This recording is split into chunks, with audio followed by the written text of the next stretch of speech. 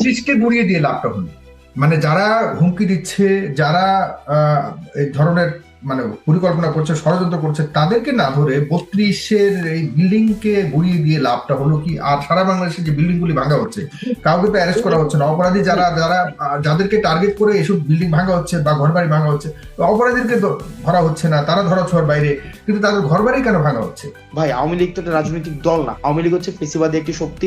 দেখেন এই যে মূর্তিগুলা, আপনি দেখেন 5ই আগস্ট পরবর্তী সময় মূর্তিগুলা কেন, মুজিবের মূর্তিগুলা কেন ভাঙা হয়েছে?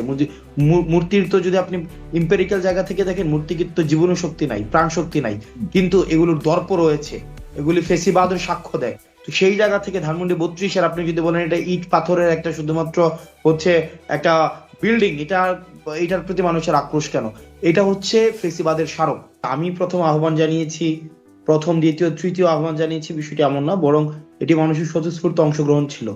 যে বিষয়টি 5ই আগস্ট হয়ে যাওয়ার কথা, আপনি নিজেই বলেছেন যে 5ই আগস্ট পরবর্তী সময়ে আর এই ফেসিবাদের যে বিষয়গুলো নিয়ে হচ্ছে আমাদের আলোচনা হওয়ার কথা ছিল না, বরং আমাদের মুভ ফরওয়ার্ড পলিসি অ্যাডপ্ট করার কথা ছিল। কিন্তু দুঃখজনক বিষয় হচ্ছে যে আমরা দেখছি 32-এর এই ঘটনার আহ্বায়ক কে তাহলে?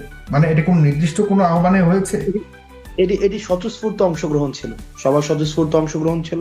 এবং সেইখানে আপনি যদি দেখেন নির্দিষ্ট ছাত্র সংগঠন নির্দিষ্ট কোনো আহ্বানে হয়নি, সবার স্বতঃস্ফূর্ত অংশগ্রহণ ছিল। এবং আমরা দেখেছি যে যেখানে যে হাসিনার যে আস্ফালন, যে আপনি যদি দেখেন ভয় ভীতি, গুম খুন, এখনো পর্যন্ত খুনের যারা হুমকি দিয়ে যাচ্ছে, আপনি যদি আমাদের এখনো পর্যন্ত ছাত্রলীগকে নিষিদ্ধ করা হয়েছে, তার পরবর্তী সময়েও যে নাশকতা, তার পরবর্তী সময় যেভাবে হচ্ছে আমাদের সিভিক লাইফকে আপনার ষড়যন্ত্র করার চেষ্টা করে যাচ্ছে, এবং ভারতে বসে আমরা আওয়ামী লীগ পোস্ট আওয়ামী লীগ সিচুয়েশনে রয়েছে, আমাদের পোস্ট রেজিম সিচুয়েশনে রয়েছে।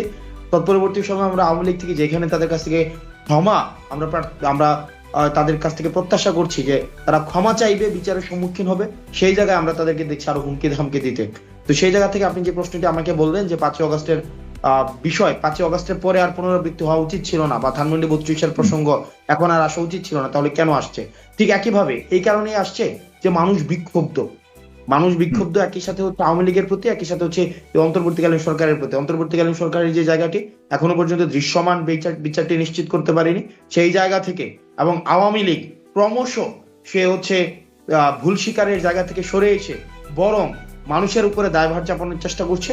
2000 মানুষের গণহত্যার দায়ভার এড়ানোর চেষ্টা করেছে। এবং আমরা দেখছি যে ভারতের বসে যে বাংলাদেশকে কিভাবে অস্থিতিশীল করা যায় সেই জায়গাটিতে ষড়যন্ত্র করে যাচ্ছে।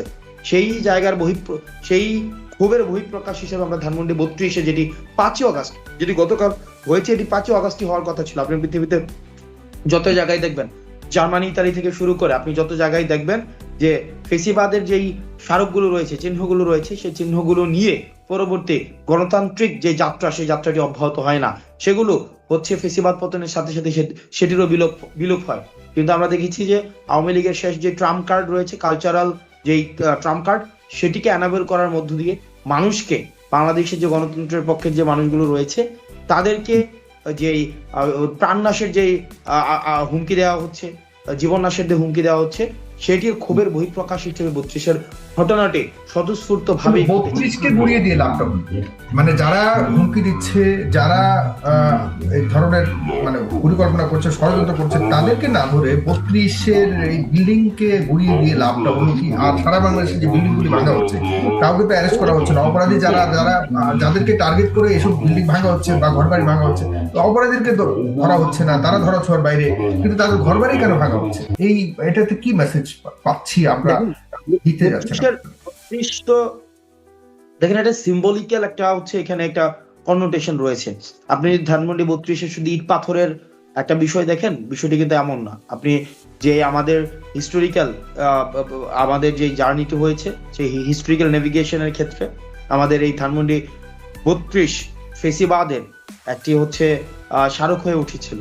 তো মানুষের যে ক্ষোভের জায়গাটা আপনি দেখেন, এই যে মূর্তিগুলা, আপনি দেখেন 5ই আগস্ট পরবর্তী সময় মূর্তিগুলা কেন, মুজিবের মূর্তিগুলা কেন ভাঙা হয়েছে?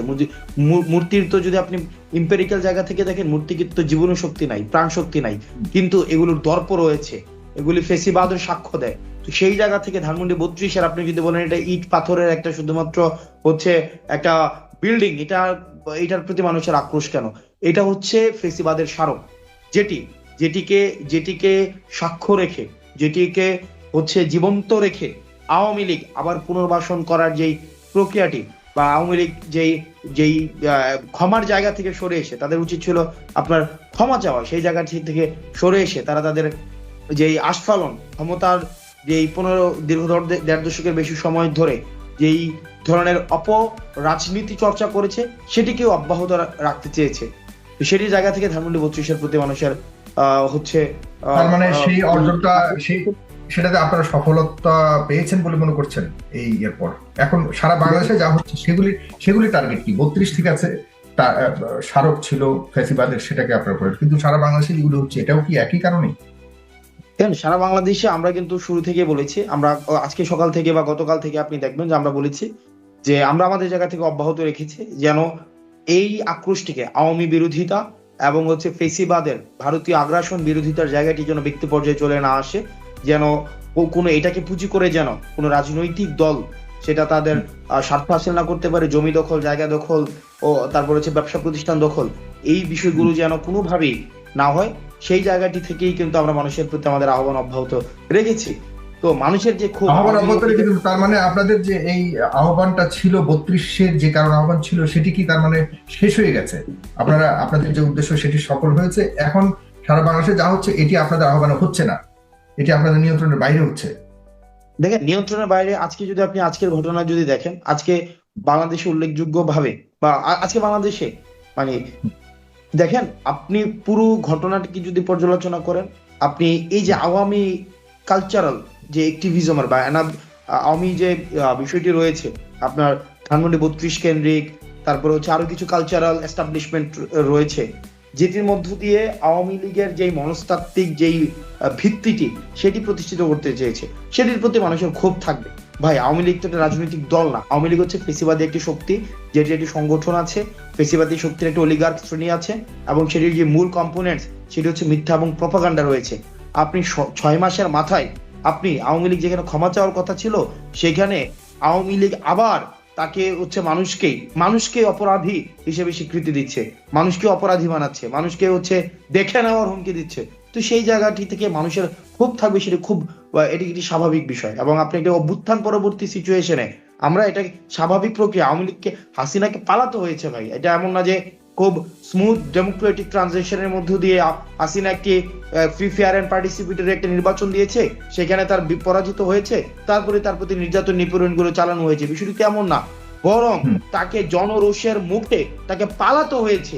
ওই সিচুয়েশন, ওই কনটেক্সটটা পর্যালোচনায় নিয়ে তারপরে আপনাকে 32 পর্যালোচনা করতে হবে। অর্থাৎ মানুষকে হঠাৎ করে আপনি হচ্ছেন ওই ক্ষোভ, রোষ এবং 15 বছরের এই যে মানুষ যে নির্যাতনের মধ্য দিয়ে গিয়েছে, সেগুলোর আপনি রিডেমশন কি দিয়েছেন? আপনি কি বিচার করতে পেরেছেন? আমরা বিচার দৃশ্যমান করতে পেরেছি? এটা তো আমাদের কালেকটিভ ফেইলিয়র।